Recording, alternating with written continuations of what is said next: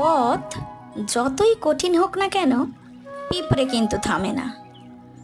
তাই পিঁপড়েই আমাদের শিখিয়ে দেয়, কিংবা এখান থেকে আমাদের এটাই শিক্ষা পাই মানুষ হিসাবে, যে সাফল্য আমাদের আসে, তার জন্য আমাদের ধৈর্য ধরতে হবে সব কিছুতে। সুতরাং সাফল্য আসে ধৈর্য আর ধারাবাহিকতায়।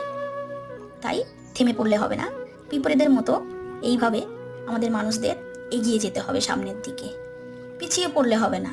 রাস্তা তো খারাপ থাকবেই, কিন্তু সেই খারাপ রাস্তা ধরে চলতে চলতে চলতে একদিন আমরা ঠিক ভালো রাস্তায় পৌঁছে যাব। তাই থামলে হবে না, থামার কোনো সুযোগ নেই, এগিয়ে যেতে হবে সামনের দিকে। তো চলো সবাই আমরা একসাথে এগিয়ে যাই ভালো রাস্তার সন্ধানে। তার সাথে সাথে ভালো দিন আসবে এই ভেবে থেমে পড়বো না, এগিয়ে যেতে হবে আমাদের। তো যাই, পিঁপড়েদের মতো আমরা একসাথে এগিয়ে যাই।